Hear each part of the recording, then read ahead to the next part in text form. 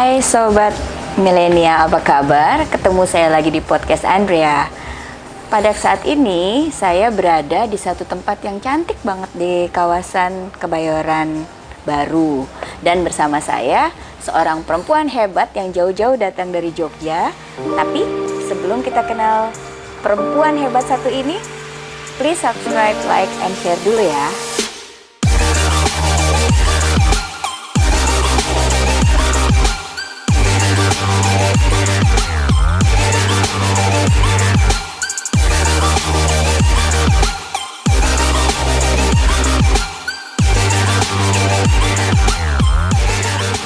Well, bersama saya Emi Pratiwi yang jauh-jauh datang dari Jogja hari ini. Hai Emi, apa kabar? Halo, baik Andrea.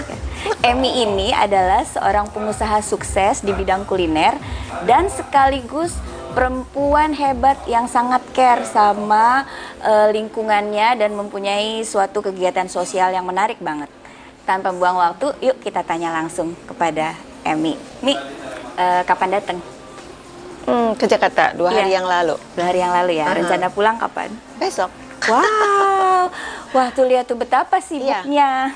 Bukan, karena takut kena PSBB ya. Oh iya, Jogja juga sekarang kena ya. Iya, Tapi karena kan berlakunya besok. Oh, mulai berlaku besok. Iya. Cerita sedikit dong, gimana sih suasananya di Jogja?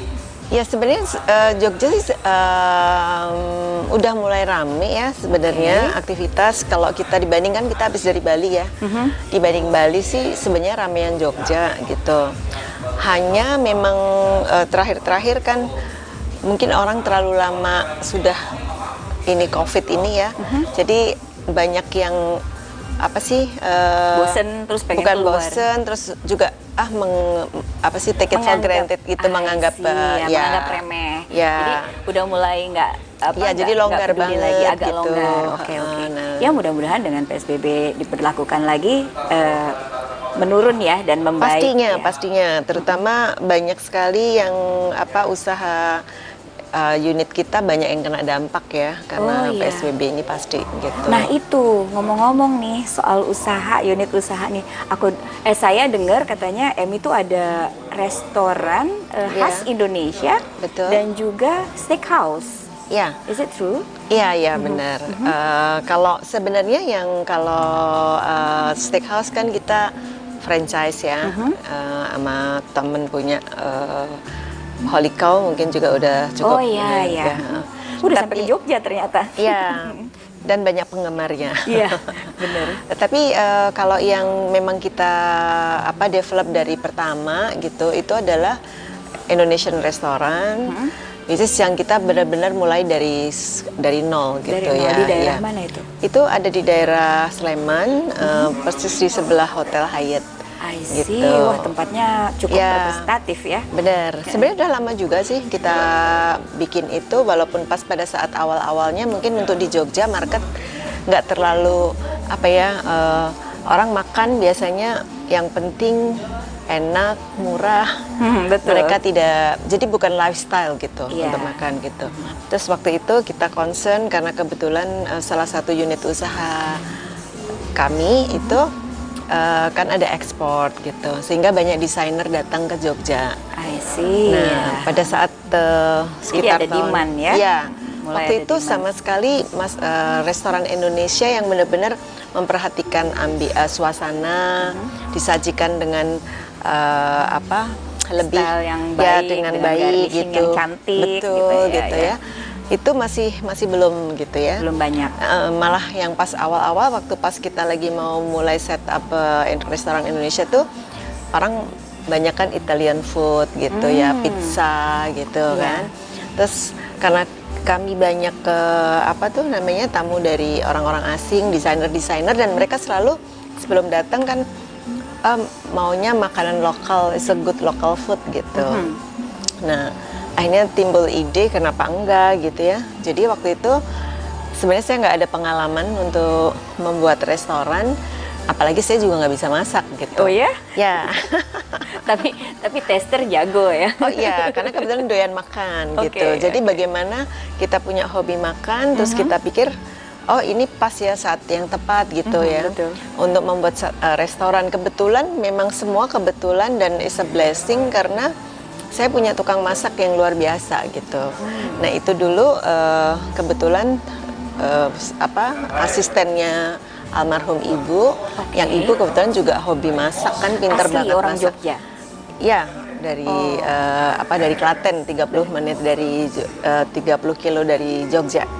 Karena kan kami berasal dari sana. Iya. Nah, tapi terus ibu udah meninggal, terus akhirnya semua resep ibu itu bisa dimasak oleh tukang masak kita gitu. Wow, itu Ya. menyenangkan juga ya. Jadi Bener. akhirnya dari hobi Ya. makan, hobi memori kulineran, ya. kulineran lah ya ibaratnya kalau sekarang itu kan, dan terus jadi beranjak menjadi bisnis. Iya. Cuma sekarang kan yang jadi pertanyaan, pandemi ini kan banyak yang going down, Memang or sih. maybe slow ya. Ya pasti.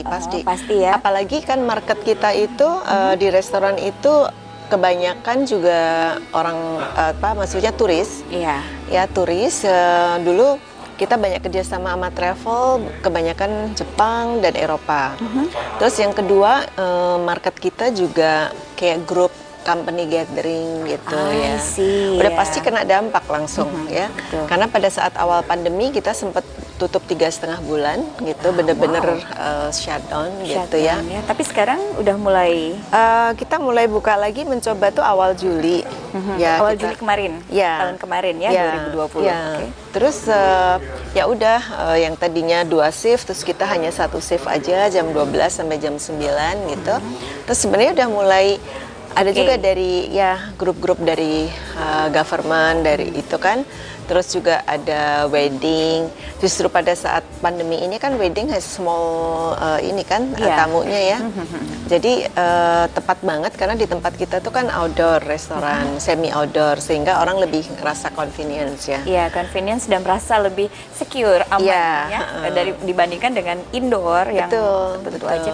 Iya. Wow, jadi emang itu guys, ini keren banget ya. Jadi Emmy ini memang benar-benar businesswoman yang bisa memanipulasi, memanipulasi dalam dalam dalam keadaan- konotasi yang positif gitu Iya, loh. kita bilangnya keadaannya. blessing in Kita lebih disguise. fleksibel Ya, ya, betul, mungkin itu ya. betul, ya. Being a flexible is just Ya. a way out Dan of kita everything, kan? nggak mau kan mesti harus gimana ya caranya gitu, karena kan pandemi ini cukup lama ya gitu. Terus kalau kita hanya menunggu, oke deh Mau kita seperti nunggu, dulu lagi rasanya bisa, udah nggak mungkin, nggak bisa ya. Itu yang mungkin penyebab kenapa banyak dari bisnis kuliner yang kemudian bangkrut. Iya. Karena mereka bertahan dengan apa yang ada, tidak ada Betul. inovasi ke depan gitu kan Betul, ya. betul, Oke, ya. oke. Itu menarik sebetulnya. Ya, dan kita cukup terbantu sebenarnya dengan yang franchise kita yang steakhouse karena surprise banget itu rame gitu.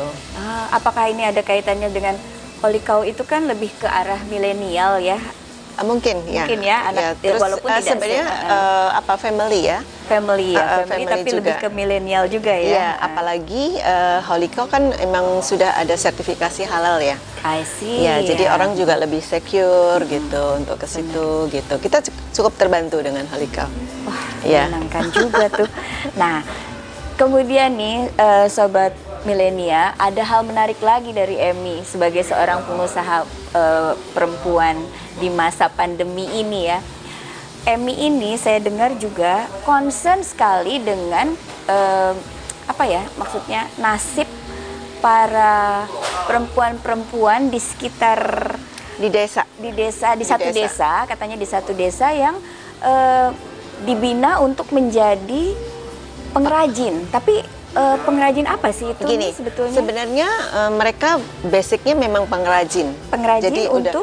kebanyakan mereka misalnya tenun, I see. terus ya. ada juga pengrajin anyam ya, terus ada pengrajin rajut gitu. Nah, terus apa yang Emmy Nah. lakukan sampai bisa kemudian saya dengar ekspor ke Amerika Iya, itu oke. gimana ceritanya? Sebenarnya ceritanya panjang gitu, karena saya dulu tahun 98 sampai 2008 memang ekspor tas. Tas wanita basicnya itu memang 100% handmade gitu Iya. ya. Jadi dari anyam, tenun, rajut gitu. Terus pada saat 2008 kebetulan karena ada krisis global, nah buyer-buyer kita kan lebih memilih ke Cina gitu, karena Iya, kan jauh betul. lebih murah ya. Mungkin waktu itu perbedaan harga sampai 35% gitu. Wow, tinggi dengan sekali yang ya. kita ya, karena material kita kan memang banyak kan import dari China kan. Iya. Gitu. Nah, terus akhirnya ya udah terus mereka pindah ke China. Saya sendiri juga waktu itu ada satu unit usaha lagi di bidang interior untuk hotel. Waktu itu lagi booming. Akhirnya ya udah yang Fokus ke situ dulu. fokus ke situ.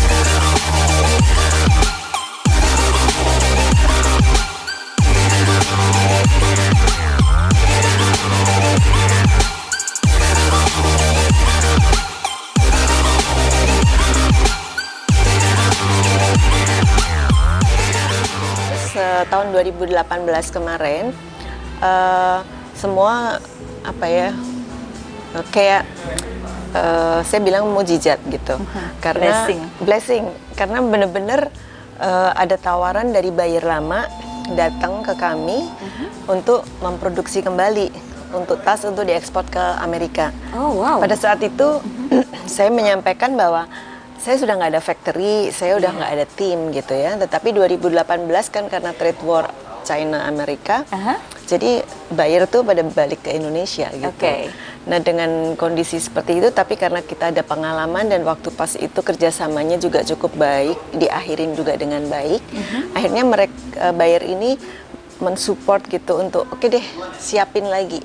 Pokoknya jadi memberi waktu juga memberi sebetulnya. waktu ya sambil jalan sebenarnya. Tenggatnya berapa? Tenggatnya sangat hanya 3 bulan. Wow. Saya kebetulan juga Terus mencoba gimana mempersiapkan itu. para UMKM itu kan Itu hilang dah dalam makanya 3 bulan. Terutama QC miracle ya? benar-benar itu karena waktu saya coba kontak tim-tim saya yang lama, mereka ada yang udah kerja, ada yang masih di rumahan gitu ya. Saya bilang boleh nggak mau bantu lagi gitu, kita mau ada order. Akhirnya 70% tim kita yang lama yang terakhir kembali. 2008 tuh kembali. Wow. Ya. Terus untuk yang pengrajin kita juga approach kembali gitu ya. Akhirnya data yang kami dapat itu ada 900 perempuan pengrajin yang tersebar Itu di desa mana ya? Ada di sekitar Jogja, ada di Tasikmalaya, ada di Jawa Timur itu Bojonegoro. Oh, so ini tunggu sebentar. Jadi ini tidak hanya di Jogja aja tadinya. Enggak. 900 itu menyebar di beberapa daerah. Iya, di Jawa Barat, Jawa Timur, Jawa Tengah, dan Jogja. Terus kebetulan kami juga mendapat support dari satu perusahaan Exxon Mobil. Itu CSR mereka itu ada di Bojonegoro. Nah, sekitar ibu-ibu di sekitar Exxon itu kan mereka memang hanya ibu rumah tangga gitu ya. Akhirnya kita mendapatkan tanpa penghasilan tambahan tanpa penghasilan dan mereka juga tidak punya keterampilan apa-apa. Ya, akhirnya kami dapat support, kami membuat program pelatihan gitu untuk ibu-ibu. Jadi benar-benar dari nol. Terus kita kirim pelatih ke sana, melatih merajut, ada menyulam gitu ya. Itu ternyata dari 150 sekarang itu bertahan 91 yang akhirnya mereka bisa mampu dan kita rutin memberikan order ke mereka gitu. Sedangkan sekarang untuk desain, karena kan kalau standarnya untuk Amerika tentu ada standar tertentu ya. Cukup tinggi. Nah berarti kan bukan cukup tinggi, memang tinggi. Ekspor itu kan tinggi sekali gitu ya. Nah sedangkan UMKM ini kan apalagi dari berbagai daerah, bagaimana MB bisa menyatukan untuk QC-nya tuh? Memang yang kuat adalah tim PD kita, product development kita gitu ya, sama QC gitu, karena itu yang pegang utama ya. Betul, di quality product ya. Tapi karena kali ini gitu, kalau dulu kira-kira tahun 1998 sampai 2008 itu saya akan mencoba untuk mengembangkan berbagai material alam. Jadi materialnya tidak hanya 1-2 basic materialnya, tapi apa saja bisa kita kembangin gitu ya. Seperti misalnya pandan. Ada pandan, ada enceng gondok, ada raffia. Istilahnya kita ketemu sesuatu yang berupa tali, pasti kita bisa jadikan sesuatu. Gitu. Tetapi repotnya buat kita adalah pada saat kita mendapat order yang banyak, itu kadang-kadang kapasitas materialnya tidak gitu cukup, untuk terpenuhin ya. Pada akhirnya sekarang kita mendapatkan order ini, basic materialnya itu hanya satu, kita pakai benang gitu. Benang? Berupa benang? Benang katun? Bukan, ya, kita bilang istilahnya benang pipi, polipropilin ya kalau nggak salah ya. Oh ya, I've heard about that. Itu Yes, emang awet ya, dia awet sekali. Kalau mau tadinya pengennya maunya nylon gitu ya, tapi nylon kan is quite high price-nya ya. Betul. Sehingga target price-nya nggak dapat gitu. Nggak dapat, oke. Nah terus dengan itu kita kerjasama dengan satu factory gitu, jadi materialnya kan enak karena kan ada dari terus, ada terus. Kalau ready dulu stock terus ya. kita explore natural fiber kayak pandan enceng gondok, pada saat ordernya musim hujan nggak kita selesai. kelabakan ya. Betul. Ada banyak sekali problemnya, jamuran, nggak kering dan segala macam. Keringnya nggak bagus, Bener. kisut nanti jadinya ya, benar kan? Nah, udah akhirnya saya bilang it's a blessing banget karena saya juga tidak on purpose, tidak dengan tujuan tertentu mencari order, tetapi justru bayarnya yang datang gitu. Dan tentu saja waktu itu saya juga mikir, aduh saya sebenarnya udah nggak mau lagi ngerjain ini gitu ya. Tetapi terus saya ingat bahwa ini akan banyak sekali membantu perekonomian ibu-ibu di desa gitu. Mungkin blessing juga datang ketika Emi berbuat baik untuk niat baik untuk banyak orang, otomatis kalau kita berbuat baik, katanya kan Tuhan juga akan baik sama kita gitu ya, kan. Ya, tetapi yang luar biasa adalah saya disupport oleh tim yang hebat juga gitu. Karena kebetulan tim ini sudah punya pengalaman semua dan dulu pernah kerja sama kita ya. Sehingga saya nggak susah lagi gitu. It's just merecall mereka untuk sesuatu yang dari dulu memang dikerjakan kan. Betul. Gitu. Hanya mungkin dari segi desain, kemudian berbagai kesempatan baru di new normal ini yang ada perbedaan-perbedaan. Lebih segmented mungkin ya. Iya. Sempat pada saat sebenarnya pada saat tahun 2018 pada saat mereka datang kembali order sampai 2019 itu cukup tinggi sekali, bahkan kami tidak bisa memenuhi kapasitas kami tidak bisa memenuhi target yang mereka mau gitu. Karena tetapi terus kemudian masuk ke 2020 kan terus masuk agak slowing down, agak bener-bener anjlok gitu. Kita sempat berarti siap juga. Cooling down dulu, istirahat ya. Karena kita juga pada saat itu juga kalau misalnya pun ordernya besar, kita pasti nggak bisa ngerjain karena semua desa-desa di lockdown kan gitu. Kita mau masuk desa aja, orang-orang desa mau pegang material kita aja nggak berani, ya kan? Karena juga sosialisasinya kurang waktu itu gitu. Tetapi mulai bulan Juli udah mulai bagus naik lagi. Ya, mulai naik. Belum seperti tahun sebelumnya ya. Tapi at least sudah mulai dan mereka paling tidak ada yang dikerjakan. Apalagi kan di era pandemi ini hal-hal seperti ini akan sangat menolong kan perekonomian mereka, iya kan? Benar. Karena jangankan yang tadinya tidak punya kerjaan, yang punya kerjaan aja bisa hilang kerjaannya kan? Benar. Ya. Makanya saya bilang terima kasih sekali sama Tuhan karena memang kalau bukan karena Tuhan juga saya rasa kita nggak mungkin, karena saya sudah lama nggak ngerjain ya, praktis sudah nggak pernah pegang tas sama sekali gitu.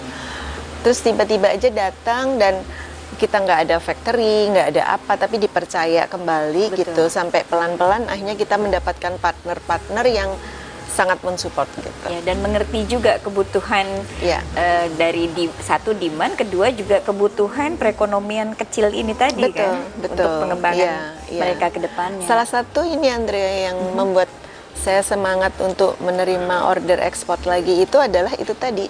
Karena kita bisa berpeluang untuk membantu ibu-ibu di desa gitu.